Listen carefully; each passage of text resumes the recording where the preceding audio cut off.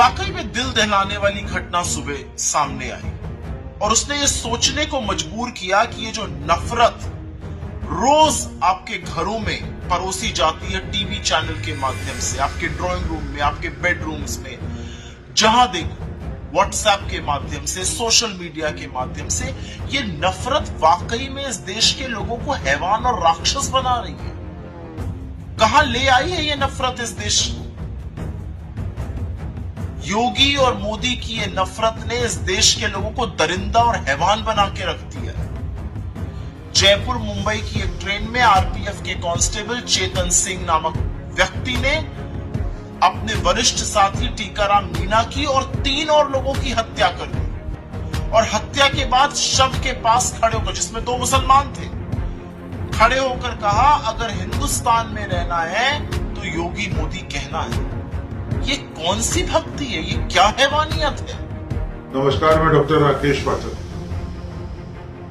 Jaipur Mumbai express train में जो वारदात हुई है वो मामूली वारदात नहीं है। वो कोई ऐसी वारदात नहीं है कि किसी एक आदमी ने पागलपन में कुछ लोगों की हत्या कर दी, बल्कि ये वारदात हमारे समाज, हमारे देश की रगों में भरे गए जहर का विस्फोट है। ये ऐलान है इंसानियत के दुश्मनों के हौसले का। कल जो वाकया हुआ, कल जो भयानक और दर्दनाक हादसा हुआ, वो तो आपको पता ही होगा, लेकिन शॉर्टकट में एक बार सुन लीजिए कि मुंबई में एक चलती हुई ट्रेन में एक आरपीएफ के जवान यानी पुलिस ने अंधाधुंध फायरिंग कर दी और इस फायरिंग में 4 लोगों की मौत हो गई और इन 4 लोगों में आरपीएफ का ही एक जवान यानी पुलिस ही, जिसका नाम टीकाराम मीणा है, वो भी शामिल था, वो भी मारा गया। बाकी 3 मुसलमान थे। फायरिंग करने वाले का नाम चेतन कुमार बताया जा रहा है और साथ साथ ये भी बताया जा रहा है कि चेतन कुमार ने ये इसलिए किया कि उसका दिमागी तवाजुन ठीक नहीं था, वो ट्रांसफर की वजह से परेशान था। अब चूंकि उसका नाम चेतन कुमार है, इसलिए वो दिमागी तौर से ठीक नहीं था, मानसिक रूप से वो बीमार चल रहा था। हाँ, अगर वो अब्दुल रहमान होता तो वो कुख्यात आतंकवादी होता, दहशतगर्द होता और पाकिस्तान से उसका कनेक्शन होता। चलिए मान लिया कि वो दिमागी रूप से बीमार था या बीमार है, लेकिन आपको बता दूं कि इस बीमारी की चपेट में अब बहुत लोग आ गए हैं। ऐसे मानसिक बीमार अब घर घर में बैठे हुए हैं। ऐसे बीमार कई ताऊ, कई चाचा और कई मामा आपको ये कहते हुए मिल जाएंगे कि इनको मार देना चाहिए, भगा देना चाहिए।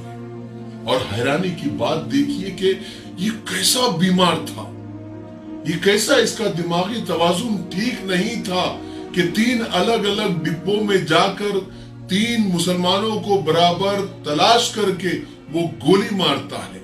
यानी इतना वो होश में था, इतना तवाजुन उसका ठीक था कि उसको पता था कि मारना है तो दाढ़ी टोपी वाले को ही मारना है। पता चला कि इसके पीछे इस्लामोफोबिया और मुसलमानों से नफरत है। डॉक्टर राकेश पाठक ट्विटर पे कहते हैं कि ये वारदात समाज की रगों में भरी गई नफरत का विस्फोट है।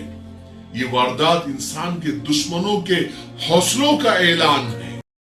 अब ये बात सामने आई है कि चेतन कुमार गोदी मीडिया पर जहरीली डिबेट देख देख कर उसके दिमाग में मुसलमानों के खिलाफ जहर भर चुका था। किसी को पता नहीं था कि चेतन कुमार एक ज़ॉम्बी बन गया है और मालूम नहीं ऐसे कितने ज़ॉम्बी हमारे समाज में, हमारी ट्रेनों में, बसों में, प्लेन में, गली मोहल्लों में तैयार बैठे हैं जो कभी भी फट सकते हैं।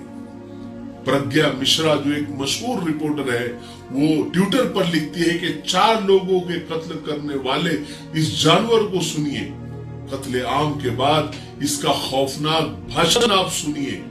गोदी मीडिया ने जो हिंदू मुसलमान का जहर बोया है उसका असर दिखने लगा है। आप भी सुनिए ये हत्यारा दहशतगर्द चेतन कुमार क्या कह रहा है। उन्होंने पाकिस्तान से ऑपरेट हुई हमारी मीडिया, यही मीडिया खबरें दिखाने पता चल रहा हूँ, सब पता चल रहा हूँ, पता चल रहा ये क्या कर रहे अगर वोट देना है, अगर हिंदुस्तान ने रहना है, मैं कहता हूँ मोदी और योगी ये वो है और आप ये ठाकरे। ये जो अल्फाज इसने कहे हैं बहुत ही शर्मनाक है। इसी वजह से लोग कह रहे हैं कि कोई दिमागी तवाजुन ववाजुन का मामला नहीं है, बल्कि ये एक दहशत गर्दाना हमला है, क्योंकि इसने चुन चुन कर मुसलमान पैसेंजर को तलाश किया और उन पर फायरिंग की। असदुद्दीन ओवैसी साहब ने भी इसको जो है दहशत गर्दाना हमला करार दिया है। और फायरिंग के बाद इस चेतन कुमार की बात जो आपने सुनी, जो कह रहा है कि ये देश योगी और मोदी और ठाकरे का है, इस देश में रहना होगा तो योगी और मोदी को वोट देना होगा। हाय, जो गोदी मीडिया ने सालों से जहर फैलाया है, अब उसका रिजल्ट सामने आना शुरू हो गया है। ये वही हो रहा है जो मीडिया कई सालों से चाहती है और मीडिया चलाने वाले नेता और बिजनेसमैन चाहते हैं।